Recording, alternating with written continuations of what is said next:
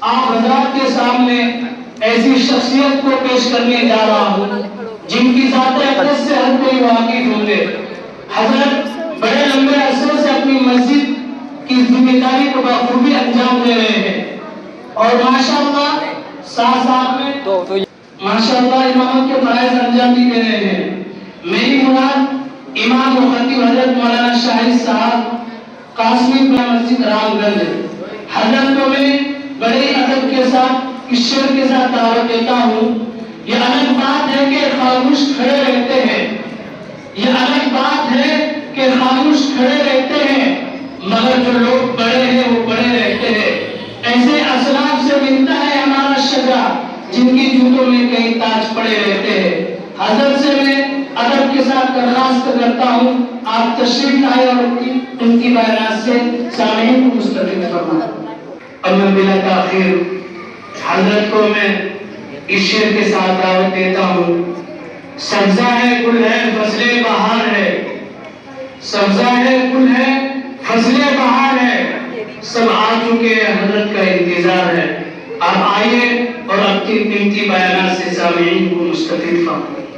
السلام علیکم ورحمۃ اللہ وبرکاتہ۔ نحمده ونصلي على رسوله الكريم اما بعد۔ قال النبي صلى الله عليه وسلم أدبوا أولادكم على ثلاث خصال: حب نبيكم وحب أهل بيته وقراءة القرآن، فإن حملة القرآن في ظل الله يوم لا ظل إلا ظله مع أنبيائه وصفيانه أو كما قال عليه الصلاة والسلام۔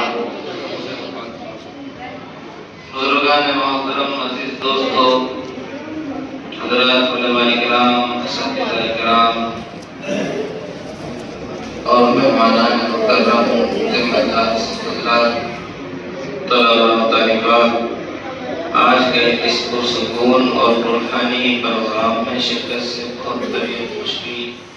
عام طور پر مکتب کے پروگرام میں جب شرکت ہوتی ہے تو بدنظمی بہت سامنے آتی ہے، لیکن آج یہاں پروگرام میں حسن انتظام، حسن تربیت، طلباء و طالبات کی تربیت اور خاموشی کے ساتھ بیٹھ کر اچھے انداز سے پروگرام پیش کرنا، ایسا معلوم ہوتا ہے کہ یہاں مکتب میں بہت محنت کی گئی۔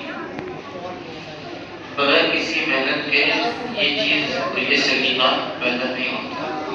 یہ حسن انتظام، حسن تعلیم، حسن تربیت، سلیقہ، یہ قابل تحسین ہے، لائق تنقید ہے، بہت شاباشی کا کام ہے۔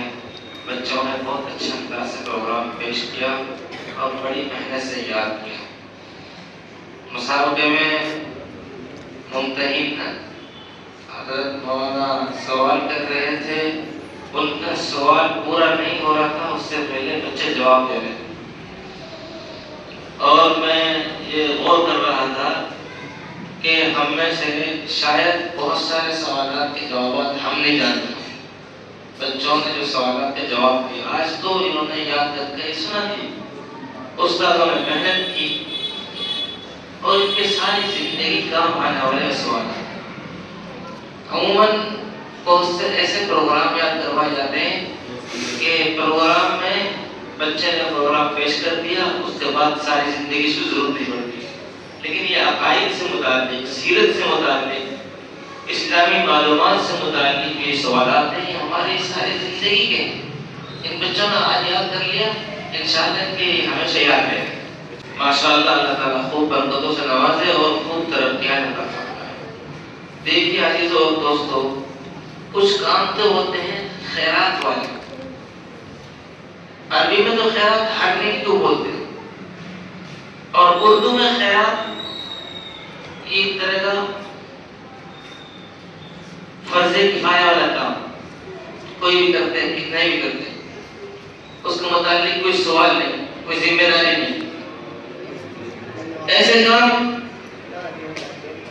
لوگ کر لیں، ان کو ثواب ملے گا، نہ کریں کوئی مسئلہ نہیں ہے۔ کچھ ہوتے ہیں ملی فریضے کے طور پر کرنے کا کام یا مذہبی فریضہ،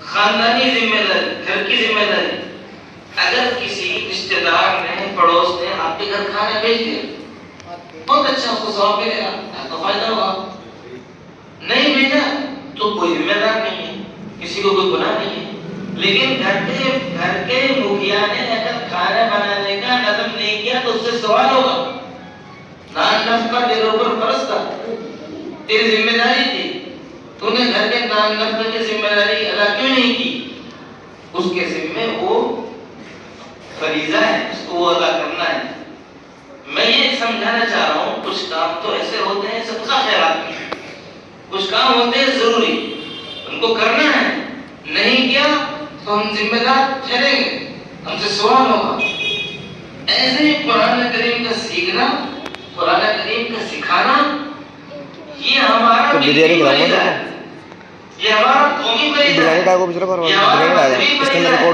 اس کو سیکھنا ہے سکھانا ہے کیا نام ہے تیرا اور اس ذمہ داری کو ادا کرنا ہے اس کے متعلق ہر شخص مسئول ہے ہر شخص سے سوال ہوگا آگے بریانی مت کر یار پڑھنے والے کی ذمہ داری ہے کہ وہ پڑھے اور سیکھے جس کو پڑھنا آتا ہے اس کی ذمہ داری ہے کہ وہ سکھائے ہاں ایک بات ضرور ہے اگر کسی نے مستقل کسی جگہ سیکھنے سکھانے کی ذمہ داری نہیں لی وہ اپنے حساب سے کامن اپنے وقت سے پڑھتا رہے پڑھاتا رہے مسئول نہیں ہے لیکن اگر کسی نے ذمہ داری لی کہیں پڑھنے کی کہیں پڑھانے کی تو اب اس کے ذمہ ایک اور ذمہ داری یہ پڑ گئی کہ اگر اس میں وہ کمی کوتاہی ہوگی تو اس سے متعلق سوال ہوگا اب سمجھیے اللہ تعالیٰ نے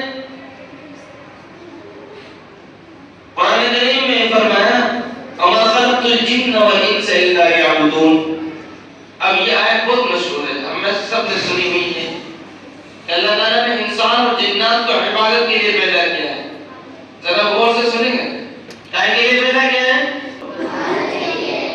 اب سوال یہ پیدا ہوتا ہے کہ وہ خصوصی عبادت کون سی ہے جو پچھلی امتوں کی نہیں رہی آپ پر نماز فرض ہے فرض عین ہے پڑھنا ہے نہیں پڑھیں گے تو گنہگار ہوں گے لیکن نماز پچھلی امتوں پر بھی فرض تھی آپ کوئی نئی امت نہیں ہے جن پر نماز فرض نہ ہو نماز پچھلی امتوں پر بھی فرض تھی آپ کو روزہ رکھنا ہے رمضان کے روزے فرض ہے رکھنے ہیں فرض عین ہے لیکن یہ صرف آپ پر فرض نہیں ہے کما کتب علی الذین من قبلکم پچھلی امتوں پر بھی فرض تھا آپ کو حج کرنا ہے حج فرض ہے بالکل حج فرض ہے صاحب استطاعت پر حج فرض ہے لیکن آپ اکیلے نہیں ہیں بیت اللہ کا طواف کرنے والے پچھلی امتوں نے بھی بیت اللہ کا طواف کیا ہے حج پر بھی فرض ہوا ہے بنیادی چیزوں میں فروعی چیزوں میں نہیں گیا ایسے تو بہت سی چیزیں نکل جائیں گی لیکن ہماری جو بنیادی عبادت ہیں ان میں سب سے اہم خصوصی عبادت قرآن ہے قرآن کی تلاوت ہے وہ قرآن جس کے بارے میں حکم ہوا اللہ کے نبی کو اتل ما اوحی الیک من الکتاب قرآن کی تلاوت کرنے کا حکم جس کے بارے میں حکم ہوا اقرأ بسم ربک الذی خلق ابھی بچے نے پڑھا تھا سوال کا جواب دیا تھا صاحب سب سے بڑی چیز نبوت ہے ٹھیک ہے بہت بڑی چیز ہے نبوت سے تو کہانی شروع ہوتی ہے ہم سب کا نبوت پر ایمان ہے تمام انبیاء برحق ہیں اور حضرت محمد رسول اللہ صلی اللہ علیہ وسلم نبیوں کے امام اور آخری نبی ہیں لیکن اس نبوت کی ابتدا قرآن سے ہوئی اس نبوت کی ابتدا کہاں سے ہوئی ہے جب تک اقرأ بسم ربک الذی خلق نازل نہیں ہوئی آیت جب تک آپ صلی اللہ علیہ وسلم نبی نہیں تھے نبوت کی ذمہ داری جس کو بعثت کہتے ہیں آپ مبعوث ہوئے جب قرآن نازل ہوا نماز فرض نہیں تھی جب تک قرآن میں حکم نہیں آیا حج فرض نہیں تھا جب تک قرآن میں حکم نازل نہیں ہوا روزہ فرض نہیں تھا جب تک قرآن میں حکم نازل نہیں ہوا دعوت فرض نہیں تھی جب تک قرآن نازل نہیں ہوا یا ایھا الرسول بلغ ما انزل الیک من ربک تبلیغ کا حکم نہیں تھا جب تک قرآن نازل نہیں ہوا. سارے دین کی بنیاد قرآن ہے.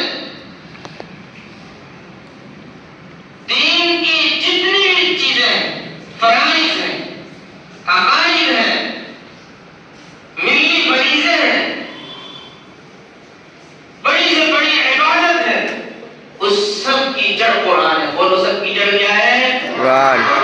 اس لیے قرآن کا باقی رہنا ضروری ہے. حضرت میں تو دارالفتہ سے متعلق ہوں، وہاں تو فتاوی کی کتاب ہوگی نہیں. فتاوی کی کتابوں میں سب سے پہلے قرآن ہے. جی میں تو تبلیغ سے متعلق ہوں، وہاں تو صرف تبلیغی مظاہر ہوں گے نہیں. اس کی سب کی جڑ پہلے قرآن ہے. حضرت شیخ رحمۃ اللہ علیہ نے فضائل قرآن مجید لکھ کر ہم کو سمجھا دیا کہ حل کریں گے تو پہلے قرآن کے سیکھنے سکھانے کے لیے. تو تمام دین کی جڑ اور بنیاد کیا ہے صاحب؟ زور سے بولو. قرآن. جب تک قرآن کے الفاظ باقی ہیں جب تک دنیا باقی ہے. کیا کہا میں نے؟ دوبارہ بولو. جب تک قرآن کے الفاظ باقی ہیں جب تک دنیا باقی ہے. آپ کہیں گے کہ ہم نے تو سنا ہے جب تک دنیا میں کوئی بھی اللہ اللہ کہنے والا رہے گا تب تک دنیا قائم رہے گی. یہ اللہ اللہ کا لفظ کہاں سے ملا آپ کو؟ بولو. یہ اللہ اللہ کا لفظ کہاں سے ملا؟ قرآن سے. قرآن کا ایک لفظ بھی باقی رہے گا دنیا باقی رہے گی.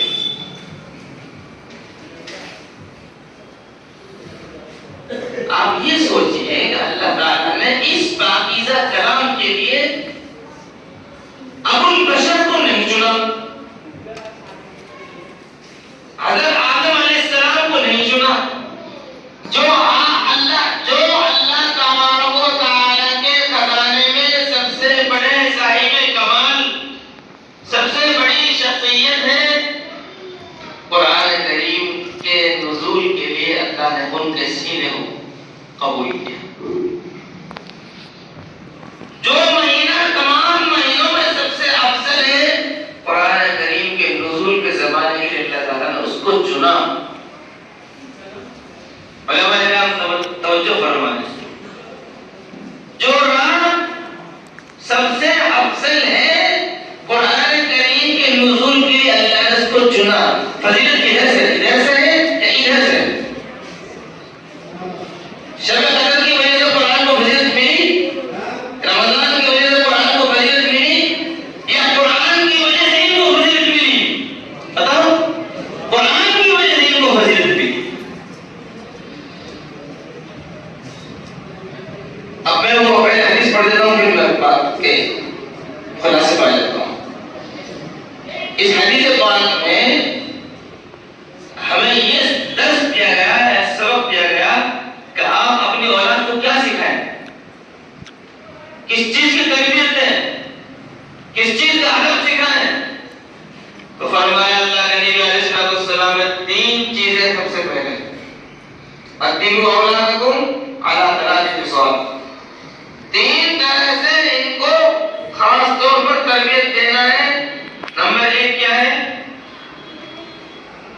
حب نبی، اپنے نبی کی محبت. ایک ایمان والے کے سینے میں نبی کریم صلی اللہ علیہ وسلم کی محبت کا دیا روشن ہوتا ہے.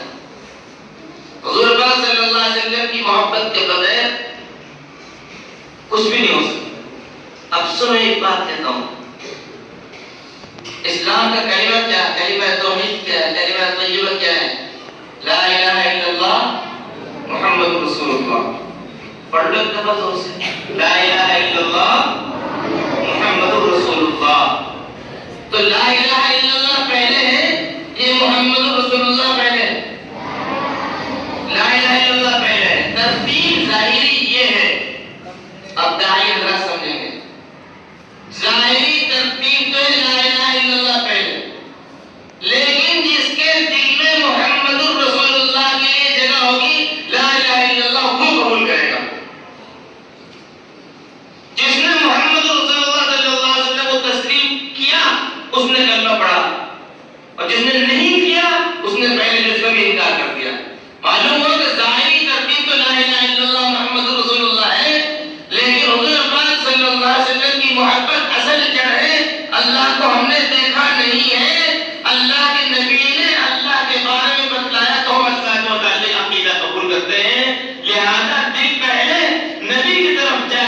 تو پھر تمام عقائد کو بندہ قبول کرے گا، کلمہ کو قبول کرے گا۔ فرمایا اتقوا اولادکم علی ثلاث خصال حب نبیکم، سب سے پہلے کس چیز کی محبت ہمارے دلوں میں ہوگی؟ اللہ کے نبی کی محبت۔ کس کی؟ اللہ کے نبی کی محبت، جس نے ہمیں سکھلایا صبح کیسے اٹھتے ہیں، بیدار ہونے کے بعد کیسے ہم کو جو ہے اپنی زندگی کو شروع کرنا ہے، پہلے ہاتھ دھونا ہے، دعا پڑھنا ہے، اٹھ کر سب سے پہلے اللہ کا نام لینا ہے، نماز پڑھنا ہے، غسل کا طریقہ یہ ہے، وضو کا طریقہ یہ ہے، استنجا کا طریقہ یہ ہے، کپڑا پہننے کا طریقہ یہ ہے، کپڑوں میں اچھا کپڑا کون سا ہے، اچھا رنگ کون سا ہے، کھانے کا طریقہ کیا ہے، بڑوں کے سامنے پیش آنے کا طریقہ کیا ہے، ماں باپ سے کیسے ملتے ہیں، ماں باپ کا حق کیا ہے، بڑوں کے سامنے کیسے پیش آتے ہیں، چھوٹوں سے کیسے برتاؤ کرتے ہیں، مسجد کا ادب کیا ہوتا ہے، جی ماں باپ کا ادب احترام، بڑے بھائی بڑی بہن کا ادب احترام کیا ہوتا ہے، چھوٹوں پر شفقت کا کیا احکام ہے، سب چیز سیکھ لیں گے، سیکھ لیں گے۔ کھانا کیسے کھانا ہے، سیدھا ہاتھ سے کھانا ہے، الٹا ہاتھ سے کھانا ہے، بیت الخلا میں کیسے جانا ہے، پہلے کون سا قدم رکھنا ہے، مسجد میں کیسے داخل ہونا ہے، سب چیزیں کیسے سکھائیں؟ جینے کا سلیقہ کس نے سکھلایا؟ اللہ کے نبی نے۔ تو جو ہم کو سب کچھ سکھلائے، جو آپ کو 1 گھنٹہ ٹیوشن پڑھائے، آپ اس کو 1 گھنٹے کے ٹیوشن کے چکر میں سلوٹ مارتے ہیں، چائے پلاتے ہیں، اور آپ زندگی کو یاد رکھتے ہیں ہمارے ماسٹر صاحب ہیں جس نے سارے زندگی کا آداب سکھلایا ہے، جس نے جینے کا طریقہ، بلکہ اس سے آگے کی بات مرنے کا بھی سلیقہ سکھلایا، صرف جینے کا نہیں مرنے کا بھی سلیقہ سکھلایا۔ مرنا کیسے کہنا جاتا ہے، مرنے سے پہلے کیا مرنے کی تیاری ہے، مرنے کے بعد کا احکام کیا ہے، زمین میں دفن کرنے تک کے احکام بتلائے، اس سے بھی آگے اس کے بعد اگلی دنیا جو شروع ہوگی وہاں تک کی بھی بات بتلائی، ساری چیزیں سکھلائیں۔ تو سب سے زیادہ ادب احترام اور سب سے زیادہ محبت اس ذات سے ہوگی۔ تو پہلی چیز بتلائی حب نبیکم، اپنے نبی کی محبت۔ دوسری بتلائی وہ حب اہل بیت کی، آپ اگر اپنے گھر والوں سے، اپنے رشتہ داروں سے سلام نہ کریں تو لوگ یہ کہتے ہیں صاحب یہ تو گھر والوں سے ملتا ہی نہیں، یہ تو رشتہ داروں کو سمجھتا ہی نہیں۔ اجی صاحب وہ رشتہ داری کو کیا سمجھے، وہ رشتہ داری کا حق ادا نہیں کرتا۔ آپ اپنے گھر والوں کے ساتھ اچھا برتاؤ نہ کریں تو آپ برے بن جائیں، اور وہ جو محسن کائنات ہیں، جو ہمارے سب سے بڑے محسن ہیں، جو وجہ تخلیق کائنات ہیں، اگر ہم ان کے گھر والوں کو اپنا گھر والا نہ سمجھیں، یعنی ادب احترام اور قربت جیسے ہم اپنوں کی سمجھتے ہیں ویسے ہم حضور کے گھر والوں کی نہ سمجھیں یا اس سے افضل نہ سمجھیں، تو پھر ہم کیسے نبی سے محبت کریں؟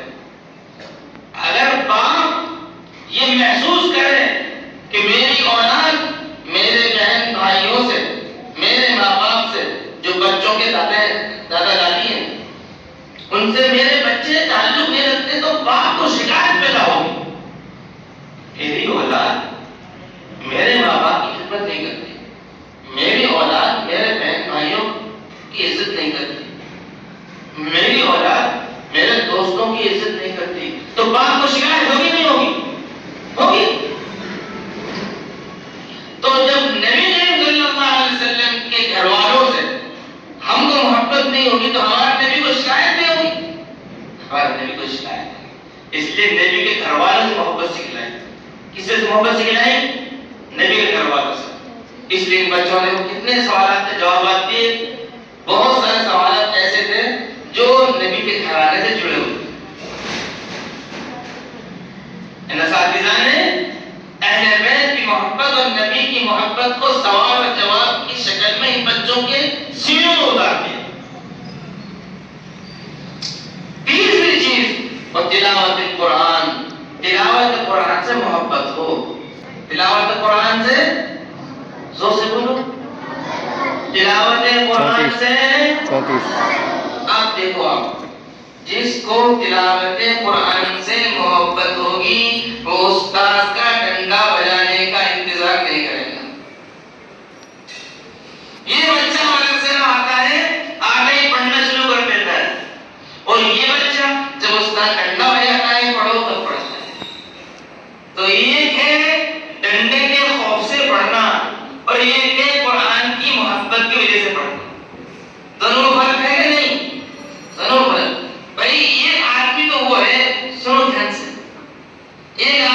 وہ ہے جو جیب سے اپنا خزانہ لے کر مسجد میں دے رہا ہے، مدرسے میں دے رہا ہے، صدقہ کر رہا ہے، خیرات کر رہا ہے، زکات ادا کر رہا ہے. اور دوسرا آدمی وہ ہے جس کو گن پوائنٹ کی بنیاد پر لوٹا جا رہا ہے. اور اس کے اوپر گن رکھ دی کہ نکال لیجیے 5 بھی کچھ ہے. اب یہ بھی رہا ہے. اور یہ وہ ہے دوسرا آدمی جو اپنی جیب سے جا کر خود دے رہا ہے مسجد میں، مدرسے میں. دونوں میں دینے میں فرق ہے کہ نہیں؟ بتاؤ، دونوں کے دینے میں فرق ہے یا نہیں ہے؟ فرق ہے. ایسے ہی خوف کی وجہ سے، دباؤ کی وجہ سے، پریشر کی وجہ سے قرآن پڑھنا ٹھیک ہے، سیکھ جائیں گے آپ، لیکن ہمیں اس سے اوپر چڑھایا جا رہا ہے کہ قرآن کی تلاوت سے محبت کیا ہو کہ صبح اٹھتا ہے، بیدار ہوتا ہے تو جب تک چین نہیں ملے جب تک یاسین شریف نہ پڑھے. مدرسے میں آنے کے بعد اب کسی سے بات اچھی نہیں لگتی تو قرآن کی تلاوت اچھی لگتی ہے. استاد موجود ہے تب بھی پڑھنا ہے، استاد موجود نہیں ہے تب بھی. اپنے وہ بچے بولیں گے جو صحیح ایماندار بچے. اب بولو دوبارہ، استاد موجود ہے تب بھی، استاد موجود نہیں ہے تب بھی. اماں گھر پہ صبح اٹھا کر پڑھنے بٹھائے تب بھی پڑھنا ہے، اور نہیں کہے تو تب بھی پڑھنا ہے. صبح کی ابتدا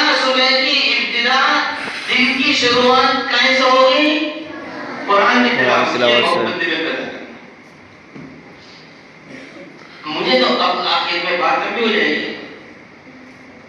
خاص بات تلاوت قرآن کی یہاں جو موجود اس حدیث میں جو ترغیب دی گئی ہے وہ یہ ہے کہ تلاوت کے ساتھ ساتھ اس کو حفظ کرنے کی اور اس پر عمل کرنے کی ترغیب ہے. کیوں؟ اگلا جملہ بتایا وَإِنَّ حَمَلَةَ الْقُرْآنِ، قرآن کا حامل جو قرآن کو یاد کرے، قرآن کو حفظ کرے، اس پر عمل کرے، وہ کہاں ہوگا؟ اللہ تعالیٰ اس کو میدان حشر میں اپنے عرش کے سائے میں رکھیں گے. یوم لا ظل الا ظلہ. اس دن اللہ تعالیٰ نے ایک خصوصی اسپیشلسٹ VIP سایہ رکھا ہے. اس کا علاوہ پورے میدان حشر میں نہیں ہوگا. اس میں کون ہوں گے؟ انبیاء ہوں گے، اللہ کے برگزیدہ بندے ہوں گے. وہاں قرآن سے محبت کرنے والے بھی ہوں گے. وہاں کون ہوگا؟ قرآن سے محبت کرنے والا ہوگا. مع انبیائہ و اصفیائہ. اب آخر میں ایک دو بات میں عرض کر دیتا ہوں. دیکھیے ہر کام کو کرنے کے لیے ایک سسٹم چاہیے. یہ گھڑی دیکھ رہے ہیں آپ، یہاں گھڑی لگ رہی ہے، آپ جو بھی دیکھتا ہے بہت اچھی گھڑی ہے، بہت مہنگی گھڑی ہے، بہت شاندار گھڑی ہے، بہت ساری چیزیں. یہ سسٹم سے چل رہی ہے بغیر سسٹم کے. بتاؤ، اس کا ریموٹ کھولو، اس کا ریموٹ کو توڑ دو، یہ لائٹ میں سے آپ اس کا یہ پلگ نکال دو تو تب بھی ایسے ہی چلے گی، یہ چلے گی. کیوں؟ اس کا ایک سسٹم ہے بھائی. یہ پنکھا جو چل رہا ہے یہ سسٹم سے چل رہا ہے تو بغیر سسٹم کے چل رہا ہے. یہ اپنا چل جاتا ہے. یہ اس کے لیے مستقل ایک طریقہ ہے، سلیقہ ہے کہ اس کے تار بجلی سے جوڑے گئے ہیں، بٹن دبایا گیا ہے. اس کا بھی ایک طریقہ ہے، ایک ضابطہ ہے. دنیا کا ہر اہم کام طریقوں سے ہوتا ہے. ہر کام میں کوئی طریقہ ہوتا ہے، سلیقہ ہوتا ہے. بے سلیقہ ویسے ہی کام ہو جائے اس کی اہمیت نہیں ہوتی. ایسے ہی مکتب اور مدرسہ چلانے کا بھی طریقہ ہے. سن رہے بچے؟ بچے سنیں نہ سنیں، بچوں کے والدین سن لیں، پیرنٹس حضرات بھی آئے. اس کا بھی ایک طریقہ ہے، اس کا بھی ایک سلیقہ ہے. اور ہر لائن کے اصول ہوتے ہیں. ہم لوگ جماعت میں جاتے ہیں تو تبلیغ کے بھی اصول ضابطے ہوتے کہ نہیں ہوتے؟ تبلیغ کے اصول ضابطے ہیں. نماز پڑھنے کے لیے ہم آتے ہیں، نماز کے اصول ضابطے ہیں کہ نہیں؟ یہ آپ نے سنا ہوگا نماز کے فرائض، نماز سے پہلے کے فرض، نماز کے اندر کے فرض، شرائط، ارکان. یہ اصول ضابطے جو ہے اور ہے کیا؟ کل کو کوئی یہ کہ صاحب میں تو محلے کا پٹیل ہوں، میں وضو نہیں کروں گا، میں مسجد کا صدر ہوں، میں امام کے پیچھے نہیں کھڑا ہوں گا، امام کا آگے کھڑا ہوں گا، تو نماز ہو جائے گی اس کی؟ نہیں، اصول ضابطے ہیں صاحب. آپ صدر صاحب ہیں نا، امام کے پیچھے کھڑے ہوں گے. آپ پٹیل صاحب ہیں نا، وضو کرنے تو میرے عزیز میرے دوستوں ہر لائن کے اصول ہوتے ہیں. جیسے یہ تبلیغ کا سب سے بڑا اصول ہے کہ ہمارے اصول ضابطے اگر سے ٹوٹ جائیں لیکن ساتھ ہی نہ ٹوٹنے پائے، ایسے ہی مکتب کا مدرسے کا سب سے بڑا اصول یہ ہوتا ہے کہ مدرسے کا اصول اور ضابطہ نہیں ٹوٹے گا جیسا بھی ٹوٹ جائے. ہر لائن کے اصول ہوتے ہیں. آپ جس جگہ پر ہیں نا جی، جس جگہ پر آپ کھڑے ہیں اس جگہ کے اصول ضابطے کو فالو کیجیے. جب ہم تبلیغ میں ہوں گے جب آپ ہمارا تبلیغ رنگ دیکھیں، جب ہم مدرسے میں ہوں گے جب آپ ہمارا مدرسے کا رنگ دیکھیں. تبلیغ کا اصول وہ ہے. اور مدرسے کا سب سے بڑا اصول یہ ہے، چاہے صدر صاحب کا بچہ ہو، چاہے جناب خزانچی صاحب کا بچہ ہو، اور چاہے سنو خزانچی صاحب سیکریٹری صاحب کا بچے ہیں، تنخواہ تو میں دوں گا استادوں کو لا کر. میرے بچے پر اصول، ہاں تیرے بچے پر بھی اصول چلے. تو وہاں کی ذمہ داری یہاں کی ذمہ داری. صاحب میں تو مدرسے کا صدر ہوں، نہیں آپ کے بچوں کو بھی وہی قانون لاگو ہوگا. صاحب میں تو مدرسے کا استاد ہوں، پڑھاتا تو میں ہی ہوں، حضرت آپ کے بچے پر بھی وہی اصول لگے گا. مکتب کا اصول ضابطہ یہ ہوتا ہے، چاہے شادی ٹوٹ جائے چاہے جنت ٹوٹ جائے. وہ جنت دینے والا حضرات ہی ہے. میرے صاحب آپ ہماری بات نہیں مانتے، چندہ لینے کے آپ ہو جاتے ہیں. کبھی جو ہے اس کو بولتے ہیں دوستوں کو سارا پروگرام بننے کروایا تھا، چندہ ہم نے دیا تھا، بچے کے دعوے ٹھیک ہے. ارے پاپا بچے کے دعوے کی ڈیٹ نہیں کرنی. اب آپ کے چند ٹکے کی وجہ سے مدرسے کا اصول ضابطہ نہیں توڑا جائے گا. اس لیے اس بات کو ذہن میں رکھیں، ہر لائن کے اصول ہوتے ہیں، ضابطے ہوتے ہیں. برے ماننے کی چیز نہیں ہوتی ہے. آپ کو برا